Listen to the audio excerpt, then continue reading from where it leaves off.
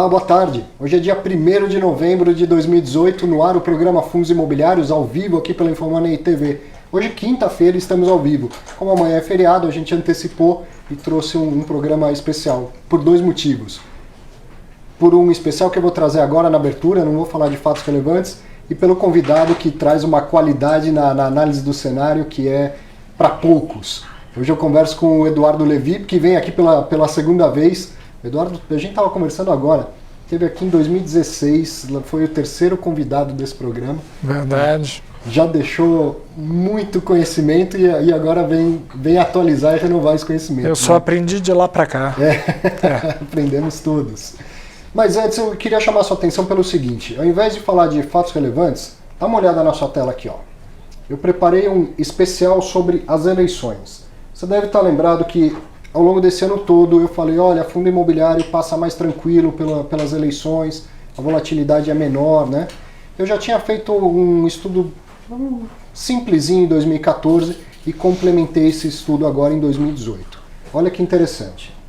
O gráfico que está na sua tela,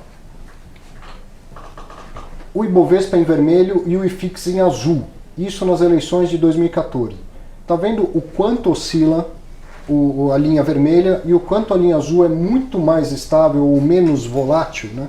Isso é o risco. O risco no mercado é a volatilidade dos preços. Isso foi em 2014. Olha em 2018. Novamente a linha vermelha que é o Ibovespa oscila muito mais do que a linha azul, que é a do IFIX.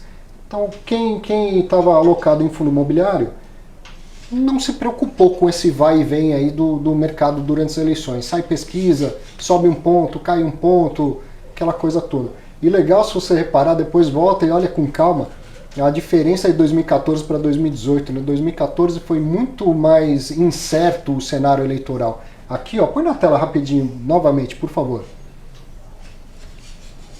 Olha aqui, ó, isso aqui é o resultado do primeiro turno, ó. De lá para cá, né, depois do primeiro turno, ali está a surpresa, né, do cenário eleitoral, depois teve uma crescente. Né? Já na eleição anterior, ó, era toda hora sobe e desce, enfim. Muito bem. Claro, para muita gente já seria o suficiente, mas eu fui um pouquinho mais técnico. Olha aqui que interessante. Eu peguei lá as cotações, os preços do IFIX e do Ibovespa, calculei os retornos, dos retornos calculei média e desvio padrão. O que você tem na tela aqui é um gráfico de dispersão. Por que no eixo do retorno, no eixo da média, está tudo zerado? Porque eu fiz um teste de médias e não havia significância estatística entre a diferença das médias. Então eu considerei o retorno como igual. Não importa se está zero, o retorno é igual. Mas a volatilidade é diferente, tá? Num teste de volatilidade, né, um teste de diferença entre a variância, há diferença estatisticamente falando entre as variâncias. Então o que a gente pode dizer é que o retorno foi igual entre as duas classes de ativo, IFIX e Ibovespa, mas a volatilidade foi diferente entre elas. Olha lá na tela, ó. Bolinha azul é o IFIX, bolinha vermelha é o Ibovespa. Isso do começo do ano de 2014 até dia 31/10, que eu considerei aqui como o final do período eleitoral. Terminou a eleição, se não me engano, foi 26/10, e aí sai o resultado, tem mais uns dias de volatilidade. Agora eu vou mostrar esse gráfico com um recorte só do que foi o período eleitoral de 2014. Olha que interessante, a bolinha vermelha do Ibovespa vai mais para a direita, e quanto mais para a direita, mais volatilidade, e a bolinha azul do IFIX não é que aumenta, diminui a volatilidade. Então quando chega as eleições, o mercado fica naquela coisa de uma loucura mesmo, né? Sobe e desce todo dia. Para os fundos imobiliários o efeito foi contrário em 2014. E agora em 2018? Aqui um quadro só para a gente enxergar a comparação dos dois. Ó. 2014 período inteiro em cima, quando eu falo período inteiro até dia 31/10, e só o período eleitoral de 2014. Olha 2018.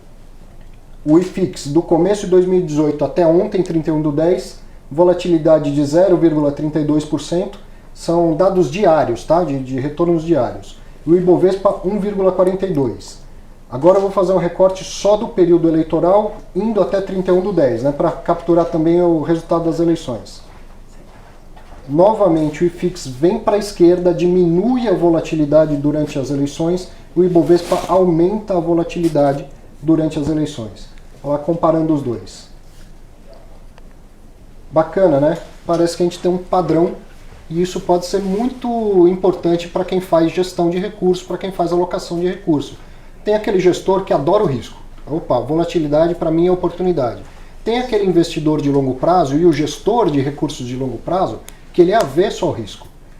Pô, se isso é um padrão que se repete, um gestor de um fundo de pensão, por exemplo, pode, antes do período eleitoral, alocar mais dinheiro em fundo imobiliário e até tirar um pouco do dinheiro do portfólio do fundo das ações. E ele vai atravessar mais tranquilo o período eleitoral. A mesma coisa você, investidor individual, pessoa física, né?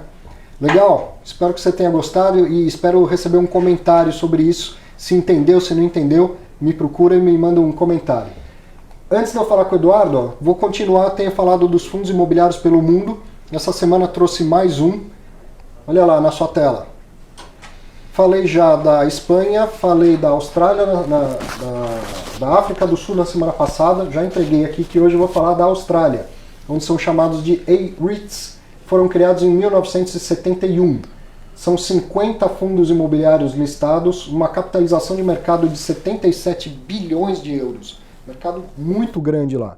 E aí na sua tela, na parte de baixo, os 5 principais fundos lá daquele país. Se tiver interesse, procura aí na internet pelo nome do fundo, com certeza você vai encontrar portfólio, histórico dos fundos, e assim a gente vai semana a semana conhecendo melhor os fundos imobiliários. Hora dos meus recados, para você que está interessado, está conhecendo agora fundo imobiliário, leia esse e-book que é gratuito, você baixa aí nesse site que está na internet, eu que escrevi com toda a didática para quem está começando. Já começou, quer se aprofundar, quer investir com consciência do que está fazendo, entendendo riscos e oportunidades?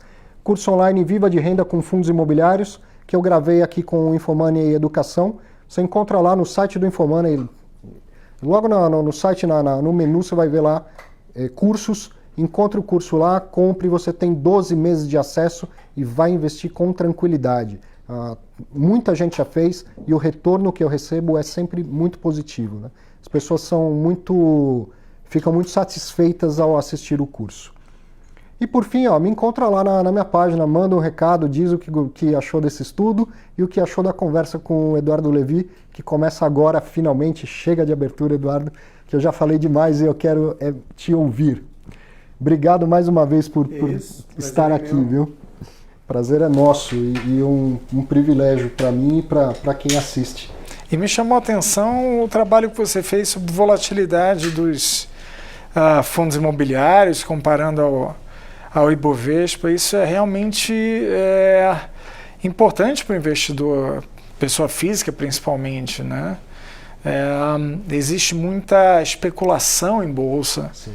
E menor em fundos imobiliários, até porque você não pode ficar vendido nos fundos. Então isso, para quem quer passar por um período como esse sem grandes emoções, é uma classe de ativos que deve ser considerada. Sim. E tem outras razões para se olhar para fundos imobiliários, tenho certeza que a gente vai falar sobre isso, mas realmente é um trabalho muito interessante. Você é o gestor raiz, né? Você gosta da volatilidade, né? Eu cresci com volatilidade, mas interessante é que, abrindo um pouco o coração só para você, ninguém mais está vendo, tem gestores que são agressivos. Eu cresci na escola Banco Garantia, na mesa trading internacional, então realmente era agressivo mesmo. Como gestor, eu tinha essa agressividade. Como investidor, eu era muito mais conservador, porque eu pensava da seguinte maneira: eu com certeza vou errar, e vou errar muitas vezes. Certo. Se eu erro na mesma posição, com o mesmo tamanho, na física e na jurídica, eu vou perder das duas. Então, eu aposto na jurídica de forma mais agressiva e aposto que no final do ano, no final do período, eu vou ser recompensado por isso se eu fizer o trabalho corretamente, Sim. mas nos meus investimentos eu deveria ser mais conservador, exatamente para ter uma descorrelação. Aí a gente volta a falar de diversificação, descorrelação, eu acho que é um mantra que eu sempre trago nas conversas, que é fundamental. Olhando para o longo prazo é fundamental, e pode ter certeza que o gestor que diz que ganha muito e raramente perde, ele está mentindo. Eu costumo dizer que para ganhar dinheiro em bolsa, e na verdade pode ser em qualquer coisa, não precisa ser em bolsa, tem que saber perder. O cara que não aprendeu a perder, ele não vai ser ganhador. Né? É verdade. E aí, você, gestor raiz, tem uma página no Facebook que eu gosto muito, não sei se você conhece, chama Faria Lima Elevator. Já conheço. Esse aqui não usa RepSox, não é verdade? É verdade. Gestor raiz, cara de volatilidade, em algum momento os fundos imobiliários entraram na sua vida profissional, inclusive. Sim, e é aí, verdade. com essa volatilidade muito menor, Uhum. como compôs isso no seu dia a dia, na sua cabeça de alocador de recursos? Na verdade, foi o fundo imobiliário é um achado, ainda mais para pessoa física e não só. Hoje em dia, o investidor institucional também começa a olhar mais a fundo para fundos imobiliários, com a taxa básica em 6,5% e projeções mantendo as taxas relativamente baixas, não tão baixas, mas relativamente baixas.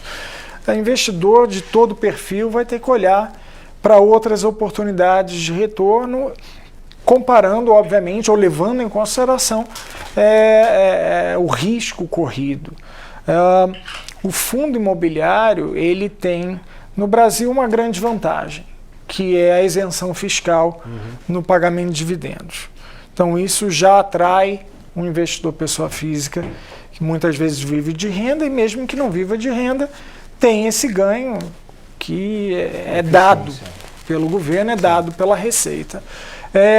E olhando, eu sempre trabalhei, ainda mais nos últimos 5 anos, alocando de forma diversificada, olhando para todo um espectro de ativos que o investidor, seja ele o investidor profissional ou o investidor que está começando agora, tem acesso no mercado brasileiro. E o fundo imobiliário é um ativo extremamente importante para quem quer ter uma carteira saudável. Sim. Você já mostrou em períodos de eleição, em períodos de alta volatilidade, como esse é um fundo, uma classe de ativos que tem um risco relativamente menor do que bolsa, muitas vezes do que renda fixa, como nós vimos esse ano, e com certeza câmbio.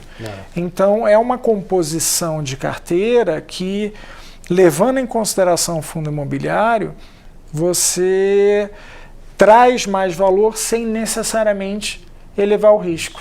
Existe baixa correlação para algumas classes de ativos, e aí, quando você quiser, a gente pode falar, dentro desse universo você tem as subclasses. Sim. Nem todo fundo imobiliário é igual.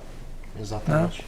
Eu acho que isso que você já sabe muito melhor do que eu, poucos gestores se deram conta de que a classe fundo imobiliário deveria fazer parte de portfólios diversificados. Mesmo de um fundo multimercado macro, por que não um pouco de fundo imobiliário lá dentro? Assim, né? Poucos gestores se atentaram a isso. Né? Eu chamo o fundo imobiliário do coringa do portfólio. Ele cabe num portfólio que tem a renda fixa, que tem ações, que tem imóveis. Cabe fundo imobiliário em alguma proporção maior ou menor, cabe ele lá dentro. Eu concordo com você. Eu acho que o grande problema do fundo imobiliário como classe ainda é a liquidez que ele oferece. Sim. Então, para um investidor pessoa física, para um investidor de médio porte, para um fundo macro de médio porte, você encontra no fundo imobiliário muito valor. E a capacidade de entrar e sair das posições com a mesma facilidade ou dificuldade que você encontra em outras classes. Para os fundos maiores, para investidores institucionais, a situação é um pouco diferente, a não ser que você esteja fazendo uma posição estrutural, de mais longo prazo, que cá entre nós deveria ser o perfil de parte da carteira de qualquer tipo de investidor.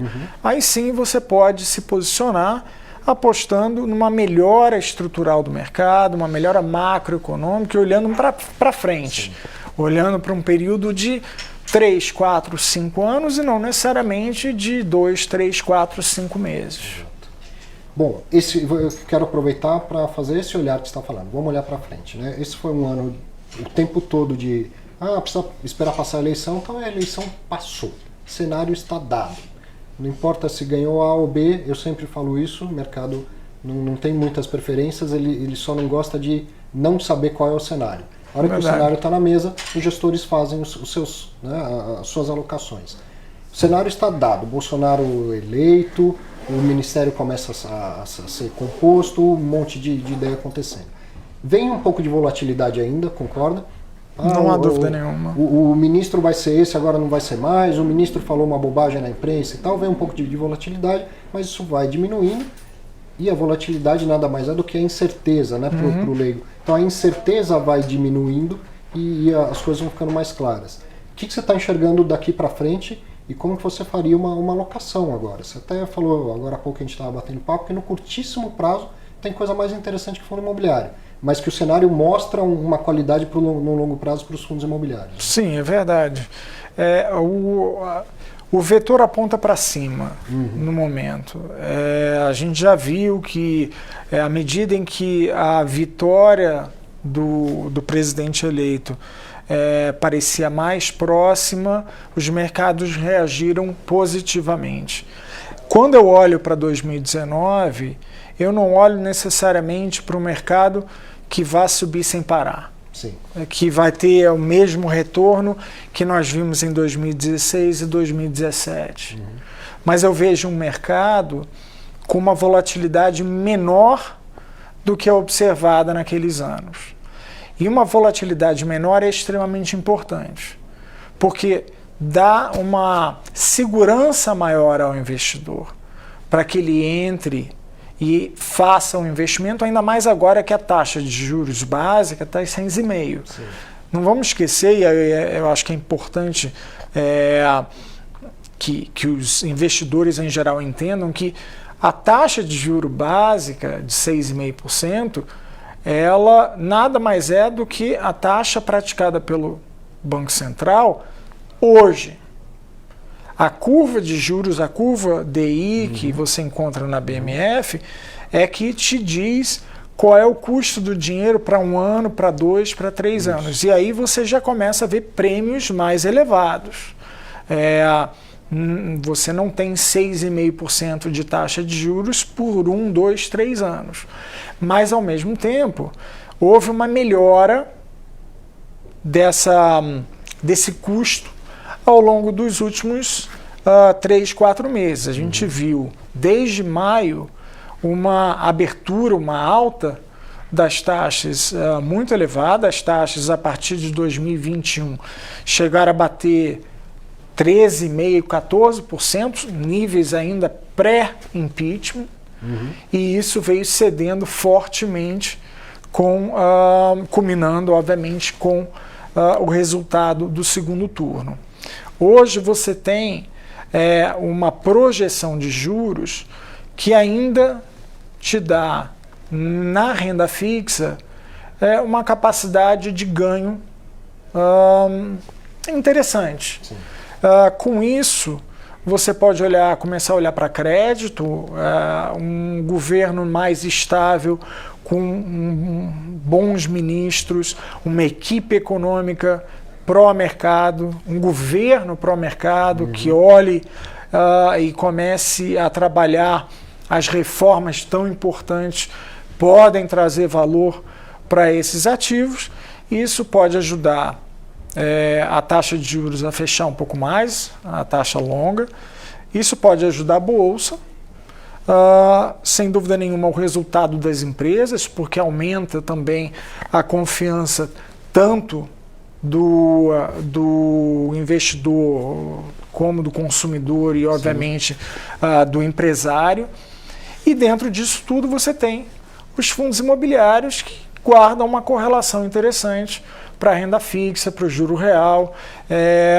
Uma boa equipe econômica, uma equipe econômica que tenha uma continuidade para o trabalho que tem sido feito nos últimos 2 anos, vai ser excepcional para os fundos imobiliários também. E o investidor, pessoa física principalmente, vê no fundo imobiliário um complemento mais do que importante para a sua carteira. Muitos vivem de renda, sim, muitos procuram renda. Como eu falei já anteriormente, gostam e tiram proveito do incentivo fiscal, mas eu nem diria que o fundo imobiliário ficou para trás ou que tenha menos valor do que outras classes de ativos. Mas o que a gente pode ver agora, e é importante que o investidor faça o seu trabalho de casa e que ouça o que você tem para falar e que leia bastante, é que o que a gente pode ver no primeiro semestre desse ano é um pouco do que aconteceu até maio de 2018. Sim. Uma enxurrada de novas emissões. Essa enxurrada de novas emissões, se bem feita, ela pode ser boa tanto para as empresas, para as instituições que trazem seu mercado. Vamos falar um pouco da cozinha da coisa. Ninguém faz o trabalho de graça. Claro. Tem, ninguém é ONG no mercado. Exatamente. Há prêmios muito interessantes para as instituições que fazem essa colocação, mas há também oportunidades muito boas para o investidor, às vezes até de ativos que já existem em mercado, ou seja, são os chamados follow-on, em que é feita uma nova emissão de um ativo já em mercado, e para atrair o interesse do investidor, esse ativo é colocado num preço um pouco mais baixo, às vezes até muito mais baixo do que aquele praticado negociado na bolsa. Na bolsa. Então, há oportunidades interessantes, não há dúvida nenhuma. O importante agora é ver o que? É atentar para a subclasse. Como eu falei, os fundos imobiliários não são feitos da mesma maneira. Não. Eles têm perfis muito distintos. E eu acho que talvez tão ou mais importante é o gestor. Porque para passar por um período positivo e de curto prazo, parece que você não precisa disso. Mas no Brasil, num país como o nosso, um país que sempre tem e sempre haverá incertezas, no momento mais para frente em que as taxas de juros podem e devem voltar a subir, a gente pode falar sobre isso, e não é uma preocupação, é simplesmente uma questão de ciclo econômico.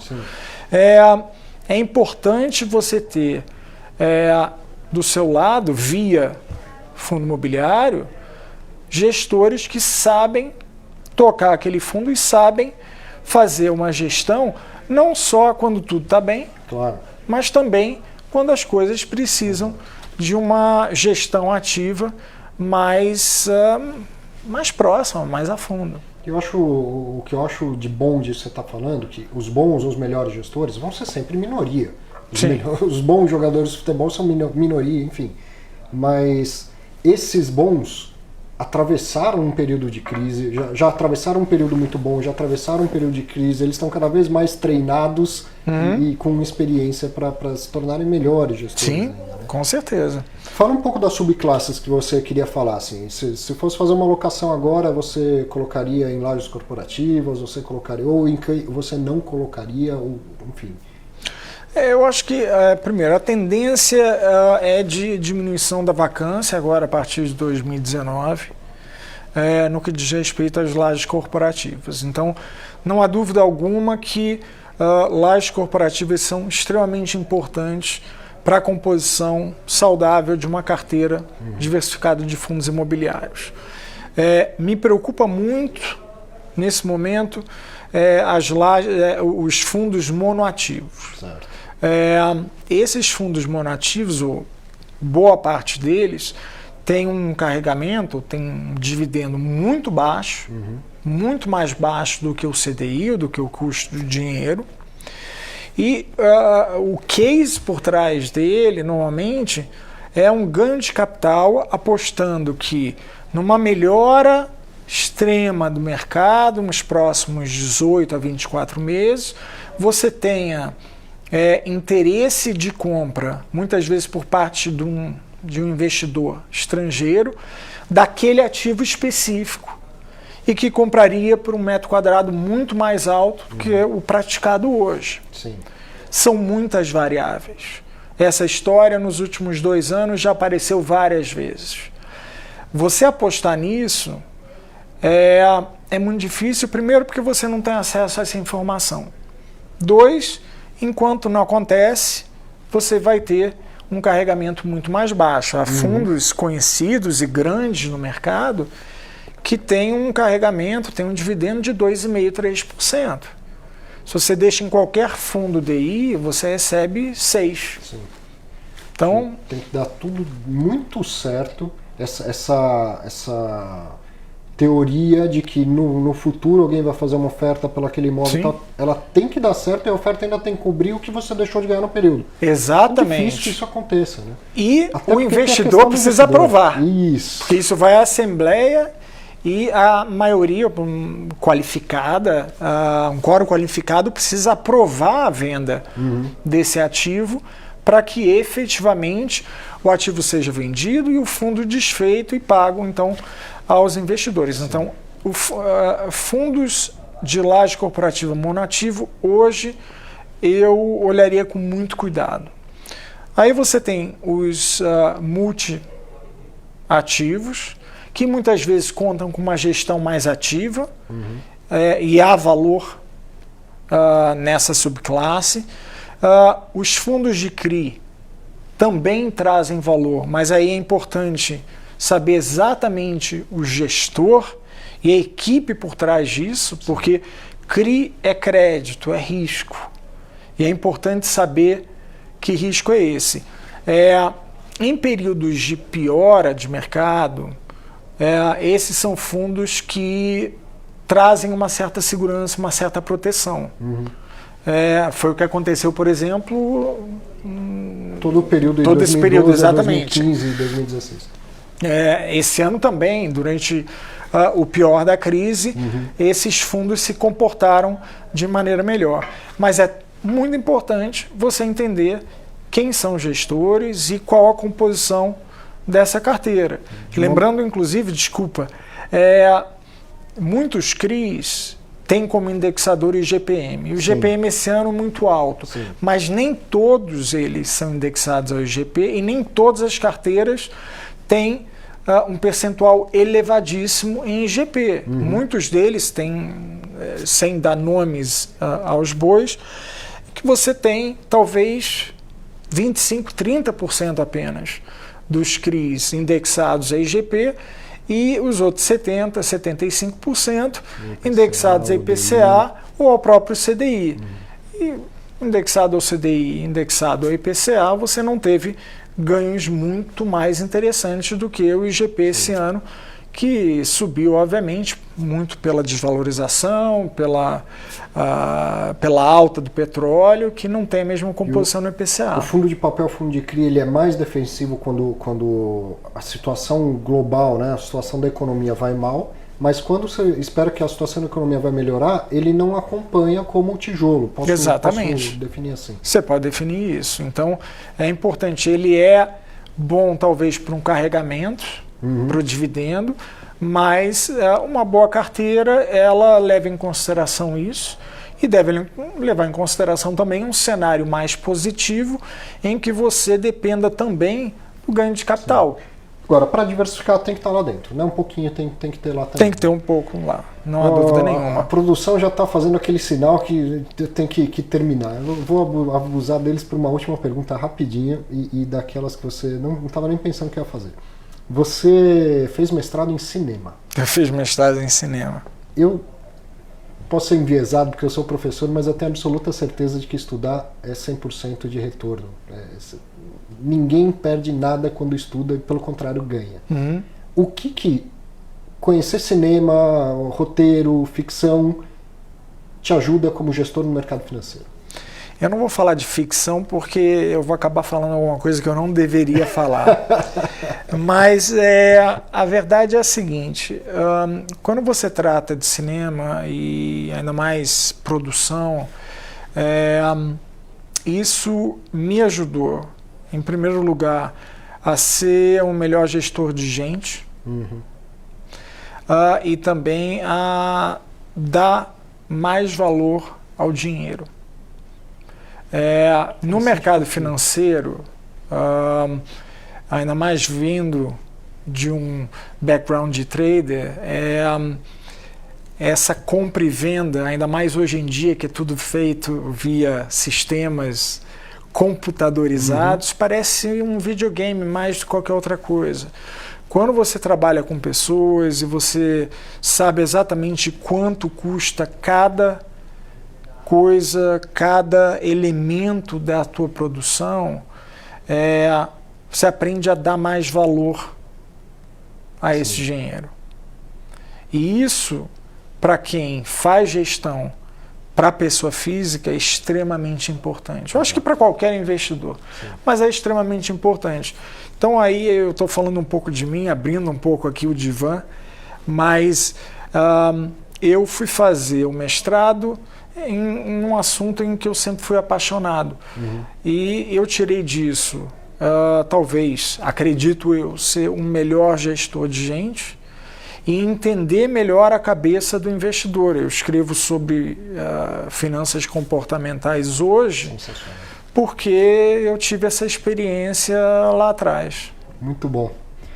Infelizmente eu tenho que terminar, mas te agradeço e espero que você volte. Agora não espere quase 2 anos para voltar. Pode contar comigo. Obrigado, muito obrigado mesmo. É isso, obrigado a todos. Para você é um ótimo feriado, hein? Curta bastante, aproveite com a família. Semana que vem, sexta-feira, a gente está de volta. Um grande abraço e até lá.